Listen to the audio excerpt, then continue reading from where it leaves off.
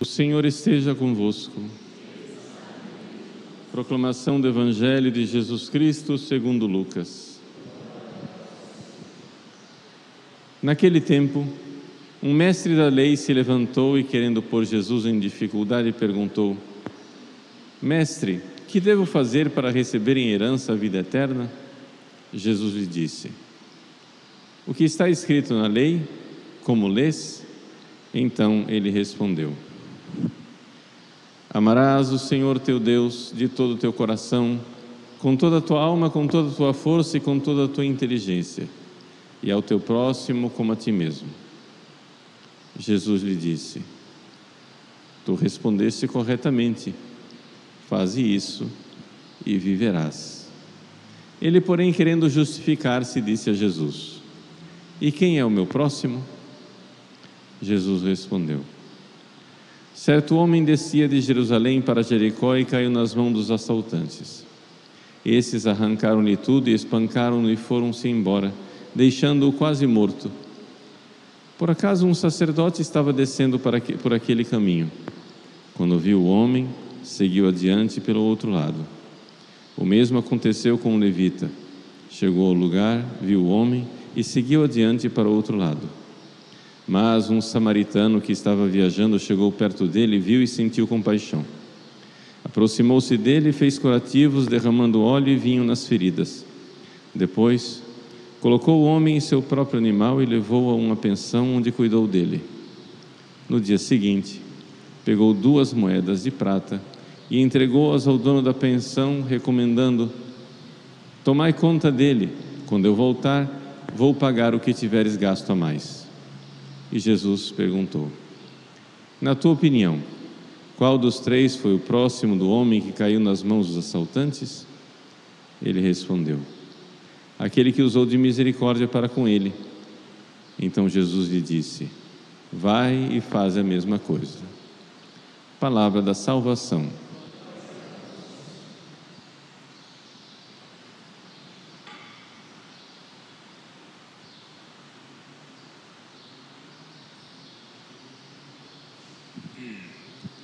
Meus queridos irmãos e irmãs, celebramos hoje a memória de 30 mártires brasileiros, alguns nascidos em Portugal, mas todos derramaram o seu sangue no Rio Grande do Norte, em 2 localidades diferentes, em 2 ocasiões diferentes. Foi no ano de 1645, uns morreram em julho, outros em outubro, dia 3 de outubro. Por isso a festa é no dia 3 de outubro. E foram mártires dos calvinistas. Mas para entender isso, é necessário a gente compreender um pouco o contexto histórico do Brasil naquela época. O Nordeste foi invadido pelos holandeses. Necessário recordar que nessa época o Brasil era muito pouco povoado de portugueses, eram mais os povos indígenas mesmo, quem estavam por aqui. Já tinha alguns negros trazidos de África, e começou aqui no Brasil, no século XVII, esse século onde aconteceu esse martírio, o ciclo açucareiro, Ou seja, começaram a se montar engenhos de cana, etc. Por uma série de situações históricas, Portugal, que antes era amigo dos holandeses, pelo fato de que agora o rei de Portugal era o rei da Espanha, na chamada União Ibérica, os holandeses então começaram a invadir o Brasil por causa da briga com os espanhóis. Então se instaurou no Nordeste, desde Sergipe até o Maranhão, aquilo que se chama o Brasil holandês. Houve uma invasão dos holandeses aqui no Brasil. É evidente que havia uma população portuguesa anterior que estava aqui, com a qual os holandeses conviveram, digamos assim, razoavelmente bem na medida do possível. Só que Lembre-se, nós estamos numa época em que a mudança de governo era uma mudança de religião. Os reis de Portugal eram católicos, o Brasil era católico. Acontece que a Holanda, os Países Baixos, a Holanda havia abraçado a fé protestante, calvinista. Só para vocês se localizarem que aqui são os calvinistas. Os calvinistas são um ramo protestante que depois aqui no Brasil vai ter mais influência. São aqueles mais combativos com relação a imagens, essas coisas todas, contra a Eucaristia, contra aquilo que é mais tipicamente católico. Por exemplo, os luteranos não são tão aguerridos contra as imagens, por exemplo. Os calvinistas não. Os calvinistas não toleram uma imagem sequer.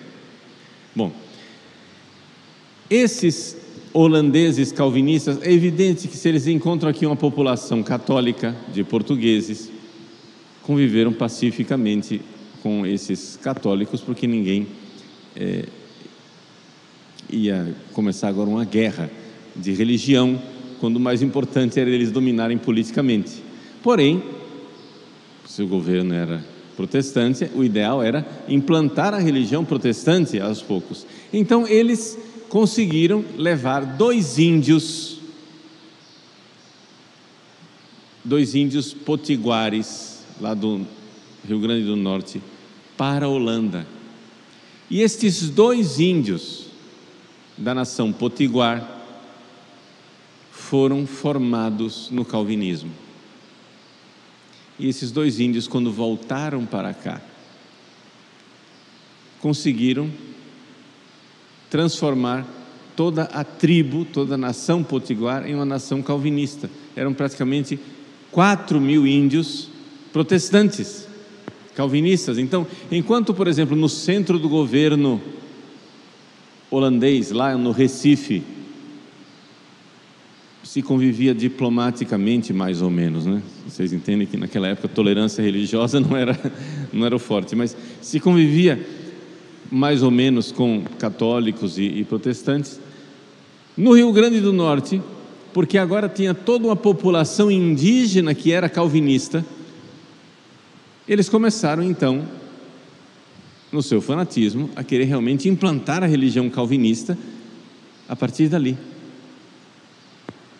E então estes holandeses, guiando os índios potiguares, foram e começaram a fazer esses desmandos, essas violências contra os católicos.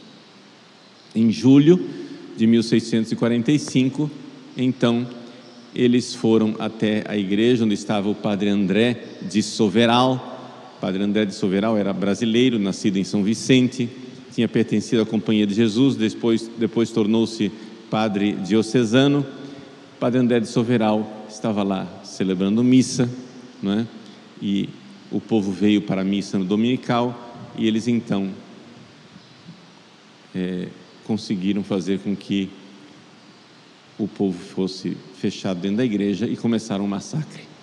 Ao todo, em julho e em outubro, morreram cerca de 70 católicos. Nós celebramos somente 30, porque são os 30 dos quais nós achamos os nomes.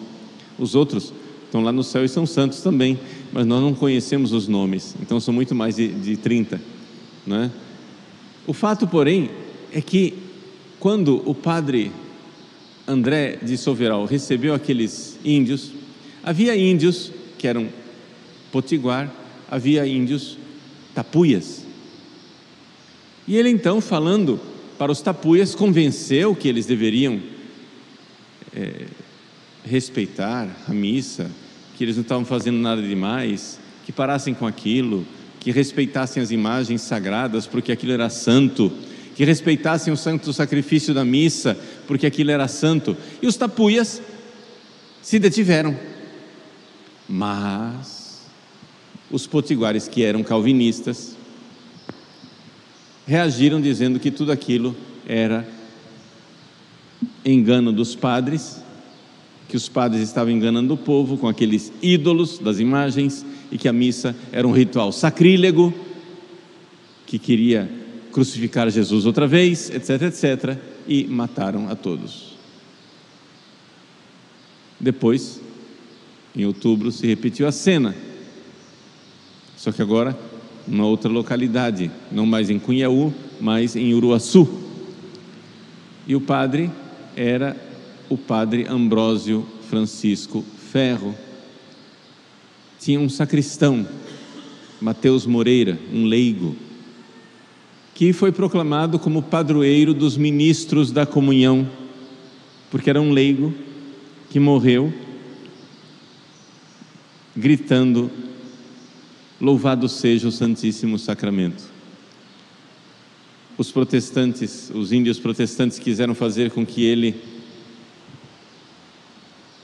renunciasse à fé católica, e ele, de jeito nenhum. Enquanto os índios arrancavam o seu coração pelas costas, fizeram um buraco nas costas dele para arrancar o coração, ele gritava: louvado seja o Santíssimo Sacramento. Então esses são os mártires, de Cunhaú e Uruaçu que nós celebramos, e queremos pedir a esses intercessores lá no céu pelo nosso país. São mártires brasileiros. São mártires brasileiros que verdadeiramente deram sua vida para professar a fé em Jesus Cristo. Então peçamos a Deus nosso Senhor que, pela intercessão de seus santos mártires, pelo sangue derramado desses brasileiros, nós também, brasileiros, derramemos o nosso sangue pela nossa santa fé, pela nossa santa religião, crendo mais profundamente no Santíssimo Sacramento, com grande devoção a Nossa Senhora, às suas santas imagens, como ela pediu em Fátima, e que nós verdadeiramente tenhamos esse amor por Jesus, mesmo que nos arranquem o coração pelas costas. Peçamos a Ele essa graça. É um grande milagre que Ele nos dê um amor assim. Egoístas, maus e infiéis como nós somos. Mas vejam, se não fossem esses inimigos da fé, não teríamos esses 70 santos, essas 70 pessoas que entraram no céu de forma tão gloriosa, derramando o seu sangue. E o que Deus quer de nós? Quando Deus nos dá contrariedades, quando Deus nos dá a ocasião de uma batalha, o que Ele quer de nós é a virtude, o que Ele quer de nós é a santidade, o que Ele quer de nós não é que nós esmoreçamos.